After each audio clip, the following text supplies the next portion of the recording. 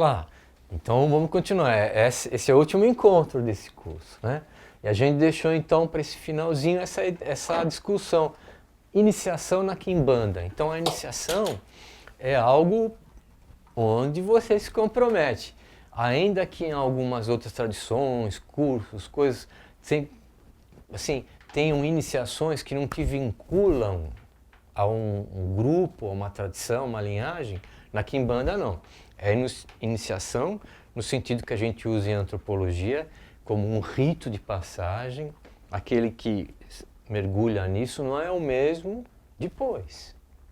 A iniciação da Quimbanda compromete você com um grupo que vai exigir segredo de você. Segredo porque aquela oralidade é passada em intimidade.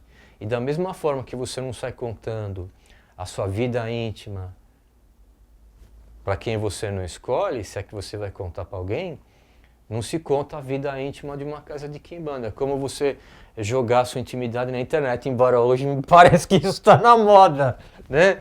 Mas essa moda não chegou na Quimbanda. Você não vai falar o que você faz entre quatro paredes com alguém que você ama ou com alguém que se sente atraído. Isso é teu e da pessoa.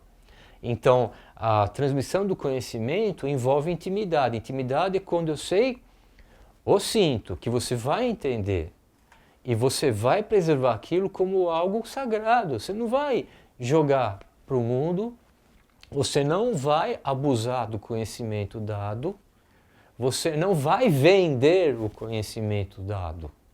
Você vai preservá-lo e dar gota após gota àqueles que você sente que são merecedores. Assim faz o mestre com o discípulo em todas as tradições autênticas da face da terra. Então, a iniciação te obriga ao segredo, porque o segredo obriga a intimidade. Não é aquela ideia boba, uau, super segredo, então isso não pode aparecer. O segredo se passa na intimidade. O mistério da intimidade é o segredo. Então, não se profana isso. Isso é uma coisa querida. A outra é que a iniciação compreendeu já que você, além do conhecimento dado em gotas, você vai e pode ser plugado a uma energia maior que você não vai se desestruturar. Então não é todo mundo que pode ser iniciado. Será que o meu corpo aguenta? Será que minha mente aguenta? Será que eu sou capaz de transformar a minha vida para melhor, uma forma maior, melhor, mais abundante? Ou pondo aquela palavra também está na moda, excelência, né? Um nível de excelência. O seu mestre quimbandeiro vai julgar. Porque a gente não consegue julgar aquilo que não conhece. Como é que você vai julgar? Está pronto para iniciação? Tô. Como é que você pode estar pronto para iniciação se você não está vendo? Você está na porta de um edifício que você não sabe o que está dentro. Você está confiando naquele que está falando, que é o teu mestre. Então ele está julgando, ele vê esse cara além dessa vontade que o trouxe até aqui e de estar aberto, ele tem capacidade. Se não tem capacidade, o mestre não vai admitir, ele vai falar volte depois, ou ele vai falar não volte nunca mais, porque você não serve para esse caminho. E existe isso. Hoje nós somos teimosos, hoje através da internet a gente entra em tudo. Então, é assim no mundo da espiritualidade? Não. Há caminhos espirituais que não foram feitos para você. Aceite isso. Pode ser que a Quimbanda não foi feita para você, pode ser que ela foi. Então, se foi, você vai ter que ser iniciado. Muito bem. Ninguém vai contar o que vai rolar na iniciação. Isso. Não vão falar. Isso faz parte da intimidade. Mas aí vem aquela pergunta que muitos fazem. E o sacrifício? Porque falam, eu vejo na internet, eu vejo os filminhos, YouTube. Quimbanda, lá tem um animal morrendo. Você chame aquilo de sacrifício, você chame de assassinato, você chame do que você quiser, mas tem um outro animal morrendo. Por que um animal morrendo não é uma planta? Porque tem o sangue. Então, qual a importância da menga? Qual a importância do sangue na Quimbanda? A Quimbanda tradicional. Não a Quimbanda do carinha que inventou a Quimbanda ali ontem, né? A Quimbanda tradicional, com a história e tudo. Nenhuma. Nenhuma. Então por que a gente vê, e até na África, algumas tradições ditas aqui em bandeira matam? Elas não matam, elas sacrificam. O que é o sacrifício? O sacrifício é se naquela iniciação, porque tem iniciação que não tem isso, se naquela iniciação foi feita uma eucaristia, foi feita uma comunhão espiritual através do alimento. E por questões culturais, naquele lugar, naquela região, naquela história, aquele alimento é carne animal.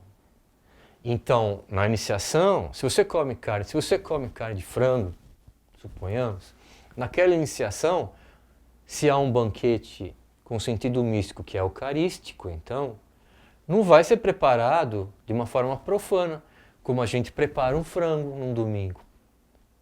Vai ser preparado de uma forma sagrada. Então, antigamente, a gente matava o franguinho que estava correndo pelo quintal. Pode ser que você seja vegetariano, estou usando o exemplo do sangue do animal. Então, hoje não, a gente compra no supermercado, mudaram isso os tempos, mas quando matava no domingo comum, eu matava com um espírito. Né? O espírito era: estou fazendo a minha comida, eu vou me alimentar a minha família. Havia até um respeito que hoje não há mais pelo alimento que a gente estava comendo. Ele estava vivo há minutos atrás. Tranquilo. Mas se eu estou preparando o meu banquete eucarístico, não é com o mesmo espírito do domingo, do todo o domingo. Porque o primeiro a partilhar do alimento são os maiores da minha tradição. Quem são os maiores da minha tradição? As deidades, os ancestrais, tal espírito que fundou a casa, não sei aonde, junto com não sei... Então, os maiores primeiro comem. Então, aquele alimento não é comum.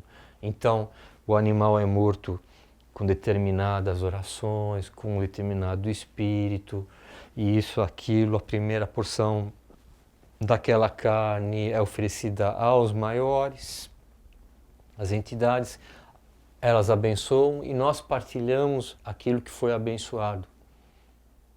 Isso ocorre em todo o mundo onde tem banquete eucarístico, cruento, que tem a carne animal ou não, que é o vegetal. Essa é a ideia do prasad, que conhecemos das tradições hinduístas, e assim vai. Então, esse sangue, então, não é pelo poder místico, mágico do sangue em si. Porque eu estou cheio de sangue, isso me torna mais poderoso que o outro pelo sangue? Não. A vaca tem mais sangue que eu, isso a torna mais poderosa, misticamente, magicamente falando, do que eu? Não. Então, se eu derramo o sangue da vaca numa ação mágica, o que aquele sangue derramado na terra vai fazer? Nada. Então, não justifica, dentro da Quimbanda, essa sanguinolência que a gente vê por aí. O que justifica é o poder, a sacralidade do banquete eucarístico.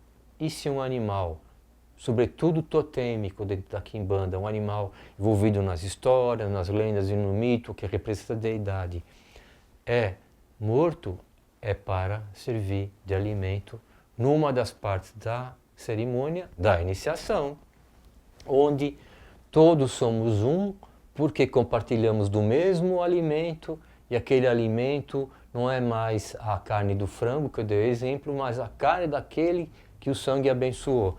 Isso nos remonta, até com as mesmas palavras, ao Evangelho, onde o Jesus dizia: comer e beber, e esse é meu corpo, esse é meu sangue. Então, que o sacrificado foi ele, o que se auto-sacrificou. Então essa ideia tem no mundo inteiro e é sagrada. Não é quando a gente mata um animal pelo sangue, é ódio. E o ódio nunca será sagrado. Quando nós profanamos uma vida, isso não é sagrado. É sagrado, sim, o banquete eucarístico. Então, agora, se na história daquela linhagem, daquela casa, não tem banquete eucarístico, não há por que matar. Se na história daquela casa o banquete se faz com determinados elementos que faz sentido, por exemplo, há casas de Quimbanda, que lá tem outro nome, do Camerum, que a gente chama aqui camarões, que utilizam o peixe. por causa dos mitos. Então não tem sangue como tem nos outros animais. Há outras casas que o banquete eucarístico, o centro, é uma planta de poder. E nós estamos comendo, ou nós mascando, cuspindo na terra, aí faz o efeito, a gente entra em estado de comunhão espiritual, porque aquela planta de poder é o corpo na terra de uma força espiritual que agora estamos experienciando ao usar a planta. É outra coisa. Então, qual é a história daquela casa? Quimbanda não é essa sanguinolência. E tem casas que no seu fundamento, não é porque uma pessoa é criativa, criou o culto, né? No seu fundamento, o sangue usado é o teu sangue. É o teu sangue que, cortado de forma respeitosa, e não é transfusão de sangue, né?